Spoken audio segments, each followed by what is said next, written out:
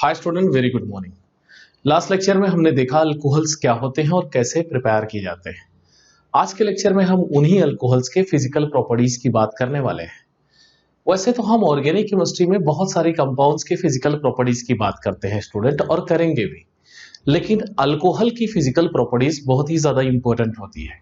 और इसके इंपॉर्टेंट होने के पीछे एक बहुत बड़ा रीजन है जिसका नाम हाइड्रोजन बॉन्डिंग है स्टूडेंट। 11th ग्रेड में हमने पढ़ा था हाइड्रोजन बॉन्डिंग क्या होता है और कितने टाइप का होता है। तो हाइड्रोजन बॉन्डिंग बेसिकली दो टाइप के होते हैं, एक इंटरमोलिकुलर हाइड्रोजन बॉन्डिंग और दूसरा होता है इंट्रामोलिकुलर हाइड्रोजन बॉन्डिंग। स्टूडेंट, आज के लेक्चर में यहां पर जो अल्कोहल्स में हम हाइड्रोजन बॉन्डिंग की बात करेंगे वो इंटरमोलिकुलर हाइड्रोजन बॉन्डिंग की बात करेंगे, और उस हाइड्रोजन बॉन्डिंग के बेसिस पर हम दो फिजिकल प्रॉपर्टीज को पढ़ेंगे जो कि बहुत ही ज्यादा इंपॉर्टेंट है।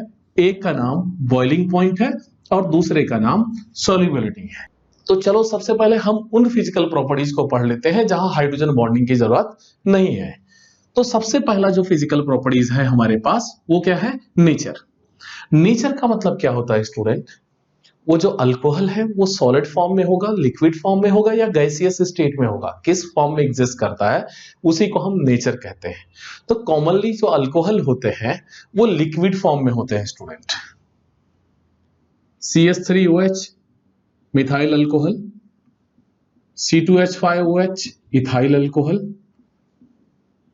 C3H7OH propyl alcohol.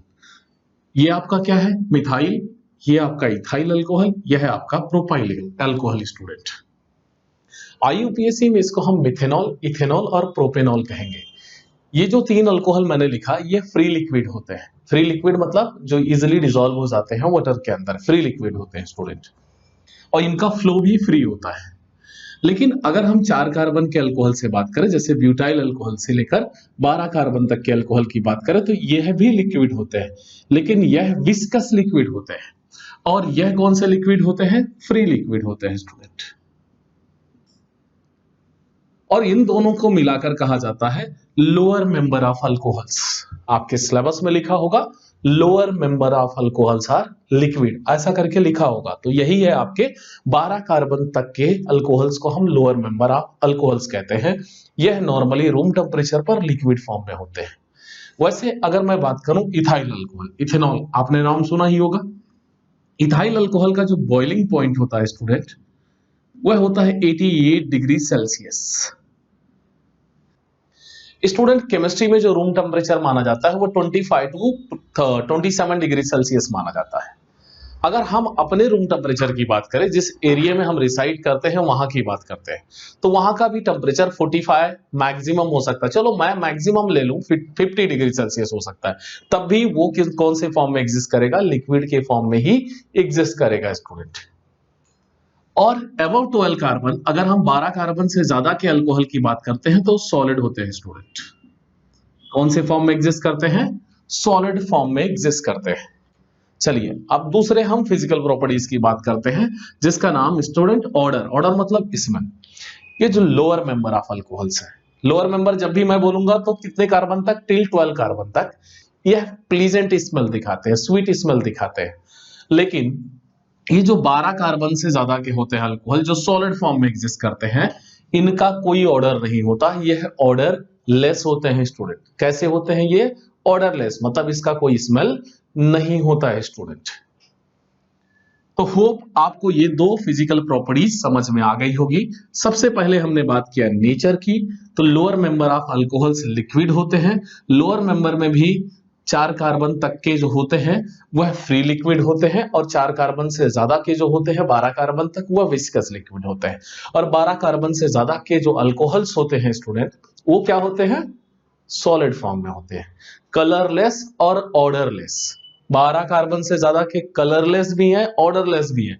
कलरलेस तो पूरे हैं, जैसे मिथाइल अल्कोहल ये भी कलरलेस है, इथाइल अल्कोहल यह भी कलरलेस है स्टूडेंट।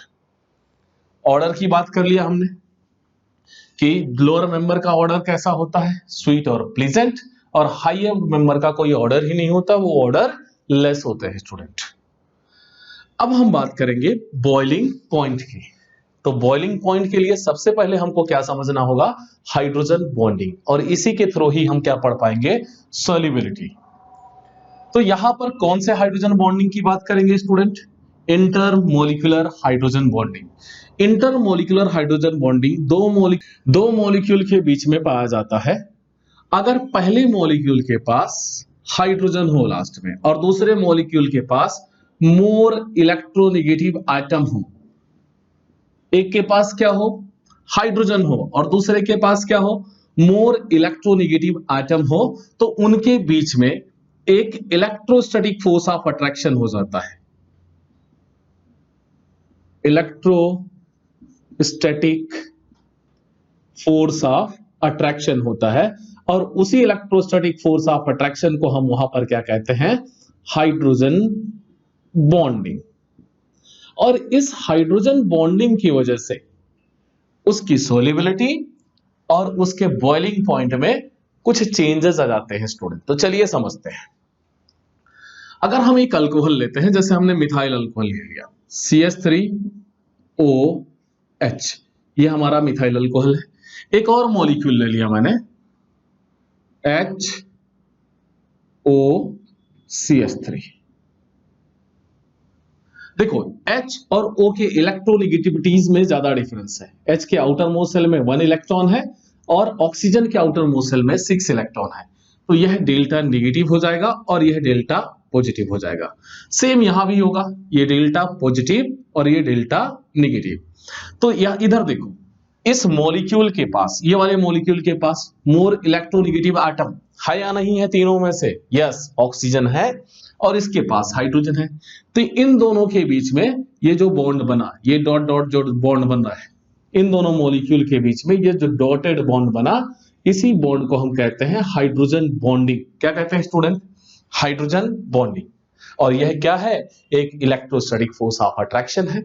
तो इलेक्ट्रोस्टैटिक फोर्स ऑफ अट्रैक्शन एक स्ट्रॉन्ग फोर्स की तरह काम करेगा। यहां पर हम कुछ जगहों पर वेंडर वॉल फोर्सेस के नाम से भी पढ़ते हैं कि वेंडर वॉल फोर्सेस बढ़ता है, इंक्रीज होता है ऑल, लेकिन बेसिक लेवल पर आप यहां समझ लो कि इलेक्ट्रोस्टैटिक फोर्स ऑफ अट्रैक्शन होने के नाते इनका बॉइलिंग पॉइंट हाइयर होता है। किससे हाइयर होता है, अल्केन से, अल्कीन से, अल्काइन से, अल्काइल हलाइड से, जो हमने लास्ट चैप्टर में पढ़ा है, आगे पढ़ेंगे, अल्डिहाइड से, कीटोन से, उन सबसे ज्यादा होता है।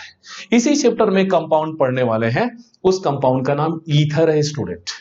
ईथर से भी हाइयर होता है। ईथर से हाइयर क्यों होता है, क्योंकि ईथर में हाइड्रोजन बॉन्डिंग नहीं देखने को मिलता है, इसलिए।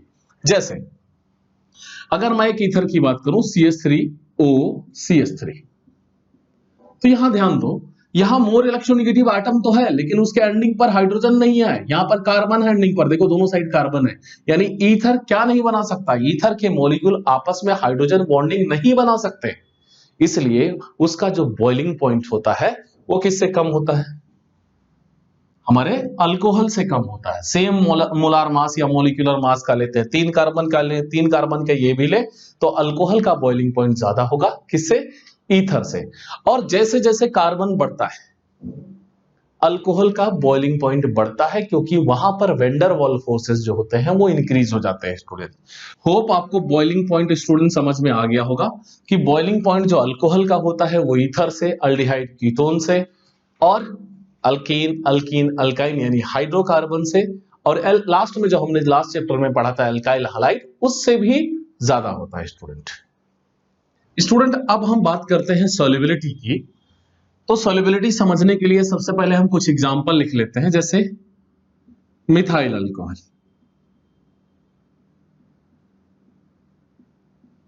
इथाइल अल्कोहल, मिथेनॉल, इथेनॉल,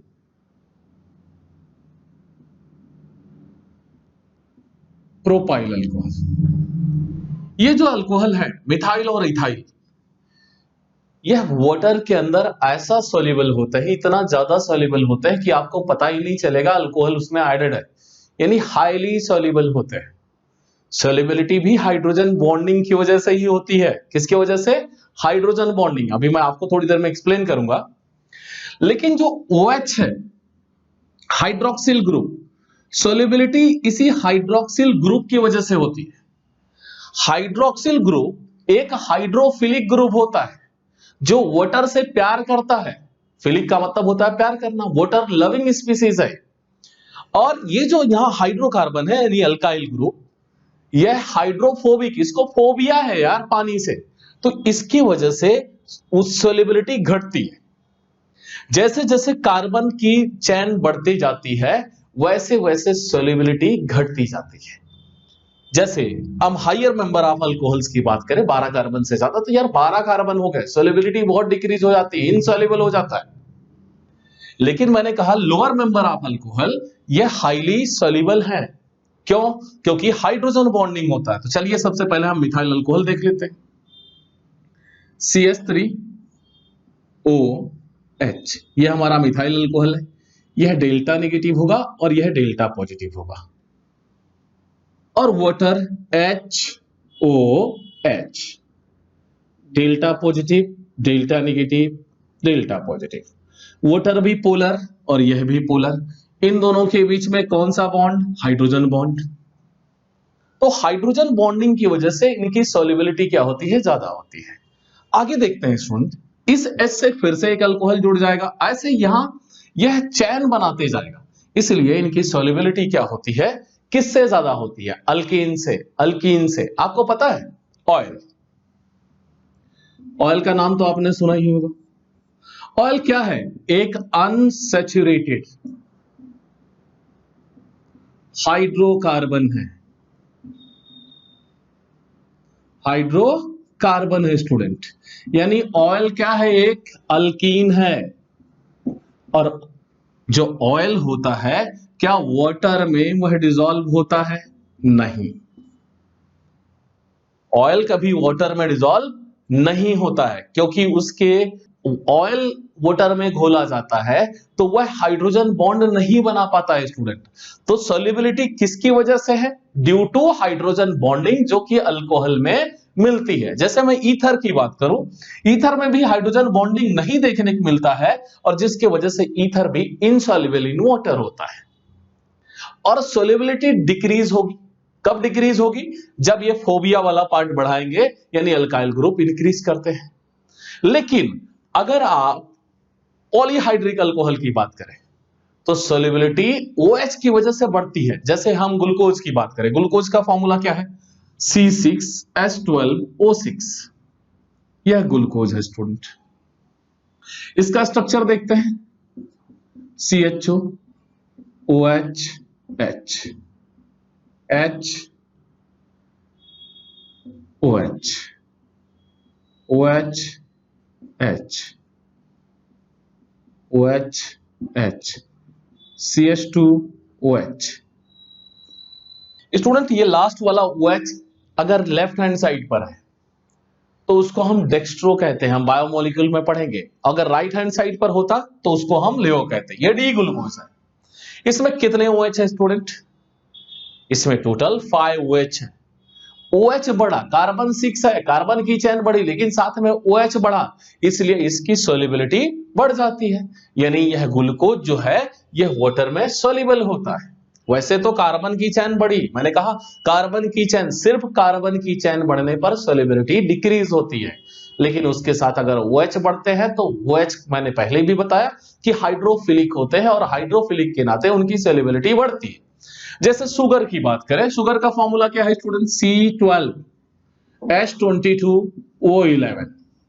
देखो 12 कार्बन है, मैंने कहा 12 और 12 से ज्यादा के कार्बन इनसॉल्युबल इन वाटर होता है। मैंने सिर्फ कहा जब एक OH होंगे तब। इसके अंदर कितने OH है? अगर हम शुगर का स्ट्रक्चर बनाते हैं तो उसके अंदर 8 OH ग्रुप मिलते हैं हमें। इस वजह से जो शुगर होता है वो वाटर सॉल्युबल होता है स्टूडेंट। एक बार इनको हम रिकॉल कर लेते हैं। सबसे पहले हमने देखा nature, lower member methyl, ethyl और प्रोपाइल जो होते हैं वो फ्री लिक्विड होते हैं स्टूडेंट, और उससे ज्यादा की जो होते हैं वो विस्कस लिक्विड होते हैं टिल 12 कार्बन। यानी लोअर मेंबर जो है वो लिक्विड होते हैं और ये कलरलेस होते हैं, लेकिन इनका ऑर्डर स्वीट होता है। हायर मेंबर ऑफ अल्कोहल की बात करें वो सॉलिड होते हैं। कैसे होते हैं? सॉलिड, और वह ऑर्डरलेस और कलरलेस, सबके सब कलरलेस है तो कलरलेस होते हैं, ऑर्डरलेस कलरलेस होते हैं। बॉइलिंग पॉइंट की बात करें तो बॉइलिंग पॉइंट जो अल्कोहल का होता है वो ज्यादा होता है। किससे ज्यादा होता है? Alkane, alkyne, alkyne, alkyl halide और किससे? एल्डिहाइड और कीटोन से।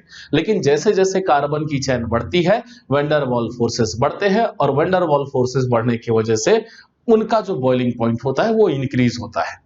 और इसके बॉइलिंग पॉइंट का सबसे बड़ा कारण क्या होता है हायर बॉइलिंग पॉइंट दिखाने का?